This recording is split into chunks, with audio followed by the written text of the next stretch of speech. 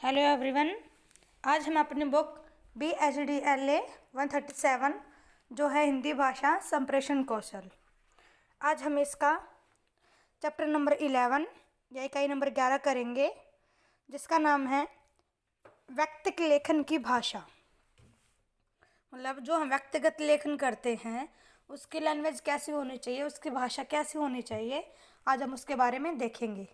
सबसे पहले हम देखते हैं व्यक्तिगत लेखन होता क्या है। व्यक्तिगत लेखन एक ऐसा विशिष्ट लेखन होता है जिसमें लेखक अपने भावों, अनुभवों और अपने जीवन से संबंधित तथ्यों पर प्रकाश डालता है। इस लेखन में लेखक अपने संपूर्ण व्यक्तित्व को अंकित कर देता है। कहने का मतलब क्या है, जो व्यक्तिगत लेखन है वो एक बहुत ही विशिष्ट लेखन है, बहुत ही स्पेशल लेखन है, जिसमें लेखक अपने भावों, अपने अनुभवों को बताता है या उस पर प्रकाश डालता है। आगे है व्यक्तिगत लेखन की विशेषताएं। किसकी क्या क्या क्वालिटीज़ होती हैं व्यक्तिगत लेखन की। इसमें कल्पना के बजाय वस्तु, स्थिति, सत्य घटनाओं को चित्रित किया जाता है। मतलब कि हम इसमें कुछ भी नहीं डाल सकते। इसमें जो भी हम वस्तु के बारे में बता रहे हैं, स्थिति या कोई भी एक घटना है, सत्य घटना है, उस बारे में हम बता रहे हैं, तो हमको उसके बारे में बिल्कुल एक्यूरेट बताना होगा। हम इसमें खुद से कुछ भी ऐड ऑन नहीं कर सकते। नंबर सेकंड इज लेखन को तथ्यात्मकता के साथ ही रखा जाता है। जो भी हम लेखन करते हैं हम उसमें कंसेप्ट को साथ में लेके चलते हैं। इसमें सरल, सहज और सरस तीनों शैलियों का प्रयोग किया जाता है। मतलब इसमें हम लिखते हैं, जो उसकी भाषा होती है वो सरल, सहज और सरस होती है, और हम इसी शैली का हम यूज़ करके लेखन करते हैं। नंबर फोर्थ इज इसमें विचार की अपेक्षा भावों की सार्थकता और अभिव्यक्ति पर प्रकाश या फिर अभिव्यक्ति पर बल दिया जाता है। मतलब विचारों की अपेक्षा भावों पर ज़्यादा उस पर फोकस किया जाता है। इसमें अतीत का स्मृति चित्र होता है। मतलब इसमें हम पास्ट की बातों को हम प्रेजेंट में लिखते हैं, तो मतलब इसका मतलब हमने अतीत का स्मृति चित्र बना दिया हमारे प्रेजेंट में। अब आगे बात करते हैं व्यक्तिगत लेखन की विभिन्न विधाएं। सबसे पहले हम बात करते हैं आत्मकथा के बारे में। आत्मकथा व्यक्ति के द्वारा स्वयं के जीवन के संदर्भ में लिखी गई कथा होती है। मतलब ये होती है ऑटोबायोग्राफी, जिसको आदमी स्वयं के बारे में लिखता है या अपने जीवन के बारे में लिखता है कि मेरे जीवन में क्या कुछ हुआ, मतलब क्या घटनाएं हुई, क्या मेरे जीवन में अच्छा ही रही, क्या गंदा रहा, मतलब इस तरह से लिखता है अपने स्वयं के जीवन में। इसमें लेखक स्वयं अपने जीवनी प्रस्तुत करता है। जो लेखक होता है वो स्वयं अपने बारे में बताता है। अब हम यहाँ पे कुछ एग्जाम्पल्स देखते हैं जीवनियों के, जैसे कि ये है हमारी विंग्स ऑफ फायर। ये बुक थी किसकी, डॉक्टर APJ अब्दुल कलाम की, जो कि विंग्स ऑफ फायर के नाम से थी, अग्नि की उड़ान।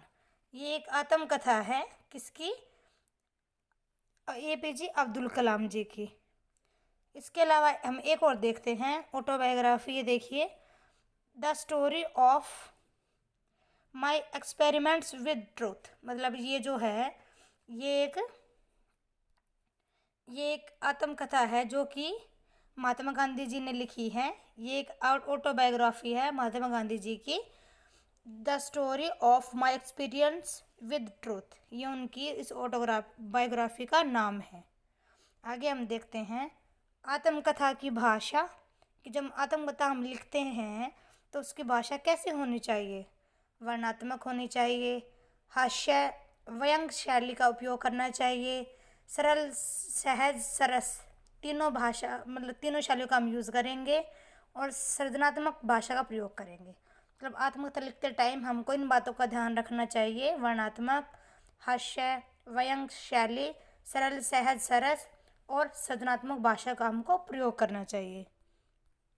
आगे हम बात करते हैं नंबर 2 है यहाँ पे संस्मरण। जब लेखक किसी व्यक्ति के संपर्क में आकर उससे संबंधित बातों का वर्णन करता है तो उसे संस्मरण कहते हैं। मतलब एक व्यक्ति किसी दूसरे व्यक्ति से प्रभावित होकर उसके बारे में जो कुछ लिखता है वो संस्मरण कहलाता है। संस्मरण में जीवन के किसी महत्वपूर्ण भाग या घटना का संदर्भ होता है। मतलब कोई एक स्पेसिफिक एक आदमियों को लेकर कोई भी उसका एक कोई पार्ट उठा लेगा उसके जीवन का, उसका ही वो वर्णन करेगा। बात करते हैं संस्मरण की भाषा की, कि संस्मरण की भाषा कैसी होनी चाहिए। विवरणात्मक होनी चाहिए, मतलब जिसमें कि हम उसको डिस्क्राइब कर सकें। अलंकारिक शैली होनी चाहिए, अलंकारों का प्रयोग करना चाहिए। आत्मनिष्ठ होनी चाहिए। वर्णन प्रधान विधा का प्रयोग करना चाहिए, मतलब क्योंकि इसमें वर्णन करते हैं हम किसी दूसरे की लाइफ का, तो इसमें वर्णात्मक शैली का हमको प्रयोग करना चाहिए। तो मतलब इस प्रकार ये होता है हमारा संस्मरण। जैसे कि देखते हैं हम संस्मरण, जैसे ये देखिए महापुरुषों के संस्मरण, मतलब ये विश्वनाथ जी ने एक बुक लिख रखी है महापुरुषों के संस्मरण। इसमें इन्होंने बहुत सारे महापुरुषों के संस्मरण को चित्रित किया है। आप इस बुक को पढ़ भी सकते हो परचेज करके। इसके अलावा ये एक और देखिए, सत्य कहूँ तो एक सन्यासी के संस्मरण। ये भी एक संस्मरण की बुक है जो कि ओम स्वामी जी ने लिख रखी है। तो इस प्रकार मतलब हमने ये देखा कि संस्मरण कौन कौन से होते हैं। हम आगे आगे हम देखते हैं डायरी। नंबर 3 क्या है, डायरी। डायरी तो आप सबको पता है डायरी राइटिंग क्या होती है। यदि कोई व्यक्ति अर्थात लेखक अपने दैनिक अनुभवों विचारों पर अपनी लेखनी के माध्यम से प्रकाश डालता है तो उसे डायरी लेखन कहा जाता है। ये तो बहुत ईजी है, आप इजी समझ सकते हो। डायरी निजी होती है, मतलब कि डायरी पर्सनल होती है, क्योंकि लेखक इसे प्रकाशित कराने के उद्देश्य से नहीं लिखता, बल्कि इसमें उसकी भावनाओं और अनुभूतियों की सहज अभिव्यक्ति होती है, जिससे लेखक की निजता उद्घाटित हो जाती है। मतलब कि वो उसका ये मोटिव नहीं रहता कि वो इसको प्रिंट कराएगा, बल्कि वो अपने मतलब बिल्कुल फ्री माइंड होके अपनी फीलिंग्स को, अपने मतलब उनको वो धीरे धीरे उसको लिखता जाता है और अपनी पर्सनल लाइफ को वो उसमें शेयर करता चला जाता है। बात करते हैं हम डायरी की भाषा की, कि डायरी की भाषा कैसे होनी चाहिए। इसमें निजता होती है, मतलब अपनी प्राइवेसी होती है, व्यक्तिनिष्ठ होती है, व्यक्ति से संबंधित होती है, और सरल सहज व सरस भाषा का प्रयोग करना चाहिए। ये होती है किसकी, डायरी की भाषा। मतलब अब इस बार अभी हमने क्या देखा है, डायरी। जैसे ये रहा कि डायरी लेखन क्या होता है, डायरी लेखन के लिए हमको क्या कुछ हमको करना पड़ता है, डायरी लेखन के लिए क्या फॉर्मेट होता है। ये देखिए डायरी लेखन का प्रारूप। डायरी लेखन प्रारूप में क्या होता है, पहले तो हम तारीख लिखते हैं, यहाँ पे तारीख, फिर समय, अभिवादन, फिर अपने दिन के अनुभवों को यहाँ पे लिखते हैं, मतलब पूरा पहरा बन जाता है। यहाँ पे एक लास्ट में अपने साइन करके मतलब कि हस्ताक्षर करने के बाद नाम लिख देते हैं। ये होता है क्या, डायरी लिखने का प्रारूप।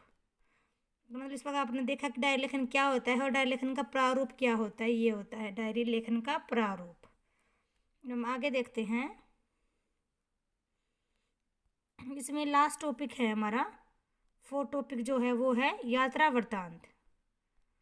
यात्रा वृत्तांत, जैसे कि नाम से पता चल रहा है यात्रा की कहानी सुनाना या यात्रा संबंधित कुछ अपनी बातें किसी के साथ शेयर करना।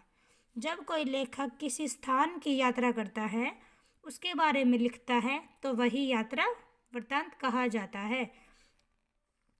मतलब जब वो लिखने वाला जो राइटर है वो किसी स्थान पे जाता है घूमने के लिए और फिर उसके बारे में जो कुछ भी लिखता है वो सारा यात्रा वृत्तांत कहलाता है या कहा जाता है। बात करते हैं अब हम इसकी भाषा की, कि यात्रा वृत्तांत की भाषा कैसी होनी चाहिए। इसकी भाषा में आत्मीयता होनी चाहिए, रोचकता, कल्पनाशीलता, चित्रात्मक वर्णन होना चाहिए, स्वाभाविकता होनी चाहिए, संवेदनशीलता होनी चाहिए। मतलब इस प्रकार इसमें ये वाले गुण होने चाहिए किसमें, यात्रा वृत्तांत में। मतलब यात्रा वृत्तांत में जो राइटर होता है वो यात्रा करता है और उसके बारे में बताता है। जैसे ये देखिए, चलो चलें कैलाश, ये कैलाश मानसरोवर यात्रा वृत्तांत है जो कि ऋषभ भरावा ने लिखा है। मतलब ये एक यात्रा वृत्तांत जो किसने लिखा है, ऋषभ भरावा ने लिखा है। एक और देखिए, मेरे चुनिंदा यात्रा वृत्तांत, कुछ मतलब इसमें बहुत सारे नया यात्रा वृत्तांत लिखे हैं। नाम क्या राइटर का, प्रताप सहगल। मतलब ये यात्रा वृत्तांत इन्होंने लिखा है।